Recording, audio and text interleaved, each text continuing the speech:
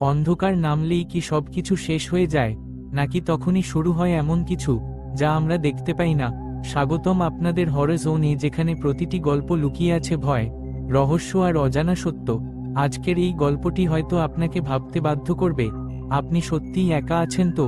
রাতের নীরবতায় যদি হঠাৎ কোনো শব্দ শোনেন, অথবা কেউ যদি আপনাকে অন্ধকার থেকে ডাকে, তাহলে কি আপনি সাড়া দেবেন?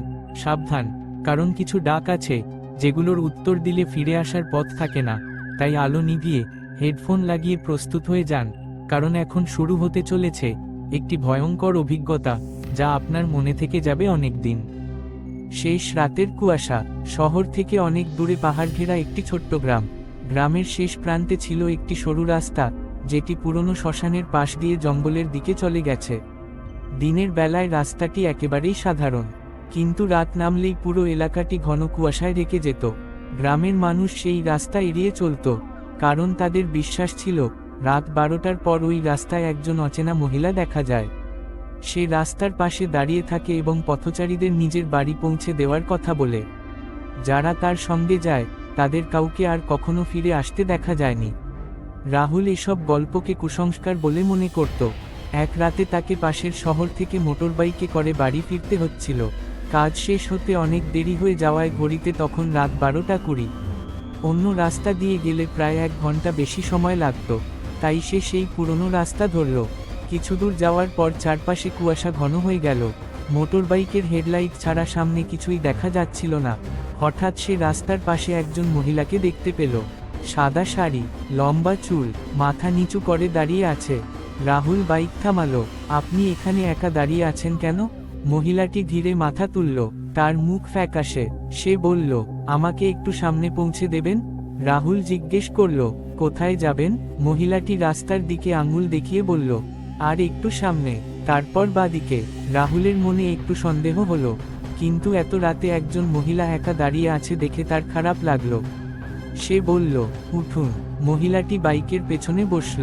রাহুল বাইক চালাতে শুরু করল। কিছুক্ষণ পর সে লক্ষ্য করল পেছনে বসা মহিলাটি একদম চুপ। তারপর রাহুল অনুভব করল মহিলার হাত তার কাঁধে রাখা। হাতটা অস্বাভাবিক ঠান্ডা। সে জিজ্ঞেস করল, আপনার বাড়ি আর কত দূর? কোনো উত্তর নেই। রাহুল আবার জিজ্ঞেস করল, এবার পেছনে থেকে খুব নিচু গলায় উত্তর এল, আর একটু। কিছুক্ষণ পর মহিলা বলল, সামনে বাঁদিকে নিন। রাহুল বাঁদিকে ঢুকল, কিন্তু কয়েক মিনিট পর তার মনে হলো এই রাস্তা সে আগে কখনো দেখেনি। রাস্তার দুপাশে ঘন জঙ্গল, কুয়াশা আরো ঘন হয়ে গেছে। হঠাৎ বাইক বন্ধ হয়ে গেল। রাহুল বারবার স্টার্ট দেওয়ার চেষ্টা করল, কাজ হলো না। পেছনে থেকে মহিলাটি বলল, এখানেই নামবো। রাহুল পিছনে তাকালো, কিন্তু বাইকের পেছনে কেউ নেই। সে অবাক হয়ে চারপাশে তাকালো। কুয়াশার মধ্যে মহিলাটিকে দেখা গেল না। ঠিক তখন দূরে একটি ক্ষীণ আলো দেখা গেল। মনে হলো একটি বাড়ি। রাহুল বাইক রেখে আলোটির দিকে হাঁটতে শুরু করলো। কিছু দূর যেতেই সে একটি পুরনো বাড়ির সামনে পৌঁছালো। দরজাটি অর্ধেক খোলা, ভেতর থেকে কারো কান্নার শব্দ আসছে। রাহুল দরজায় ধাক্কা দিল। একজন বৃদ্ধা দরজা খুললেন।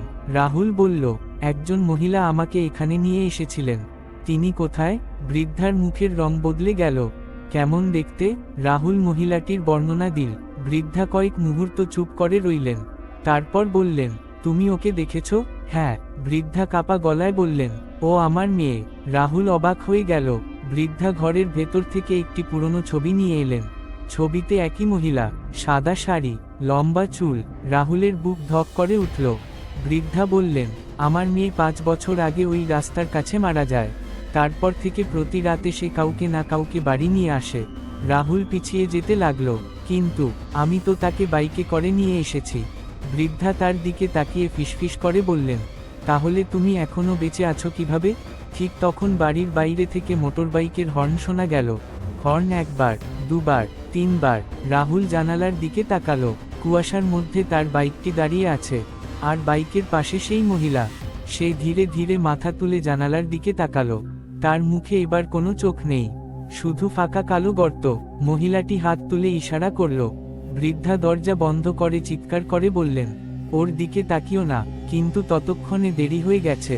রাহুলের চোখ সেই মহিলার চোখের জায়গায় আটকে গেছে। হঠাৎ তার মাথার ভেতর অদ্ভুত শব্দ হতে লাগলো। মনে হলো কেউ ফিসফিস করে বলছে, চলো। রাহুল দরজার দিকে হাঁটতে শুরু করলো। বৃদ্ধা তাকে ধরে রাখতে চেষ্টা করলেন, কিন্তু রাহুল যেন নিজের নিয়ন্ত্রণে নেই। দরজা খুলে সে বাইরে বেরিয়ে গেল। কুয়াশার মধ্যে মহিলা দাঁড়িয়ে, সে এবার হাসছে। রাহুল তার দিকে এগিয়ে গেল। ঠিক তখন দূর থেকে আজানের শব্দ ভেসে এল। মহিলাটি হঠাৎ পিছিয়ে গেল, তার মুখ বিকৃত হয়ে গেল। একটি প্রচণ্ড চিৎকার করে সে কুয়াশার মধ্যে মিলিয়ে গেল। রাহুল মাটিতে পড়ে গেল। ভোর হলে গ্রামের কয়েকজন মানুষ তাকে রাস্তার পাশে অচেতন অবস্থায় খুঁজে পেল। তার মোটরবাইকটিও পাশে পড়েছিল।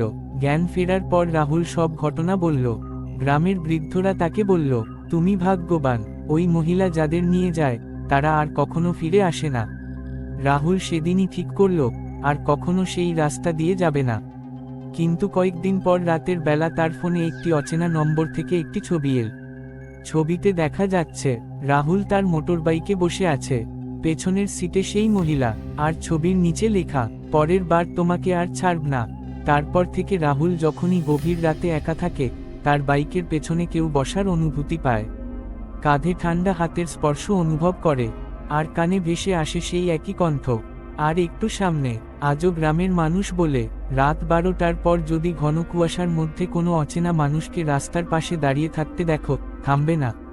কারণ সে হয়তো সাহায্য চাইছে না, সে হয়তো অপেক্ষা করছে তোমাকে তার সঙ্গে শেষ যাত্রায় নিয়ে যাওয়ার জন্য।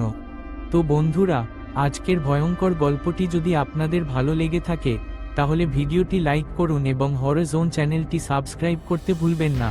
আপনাদের একটি লাইক এবং কমেন্ট আমাদের আরও নতুন নতুন ভৌতিক গল্প নিয়ে আসার অনুপ্রেরণা দেয়। পরবর্তী আরও রহস্যময়ী ও ভয়ঙ্কর গল্প নিয়ে খুব শীঘ্রই আবার দেখা হবে। ততক্ষণ পর্যন্ত ভালো থাকুন, নিরাপদে থাকুন, আর রাতের অন্ধকারে সাবধানে থাকবেন।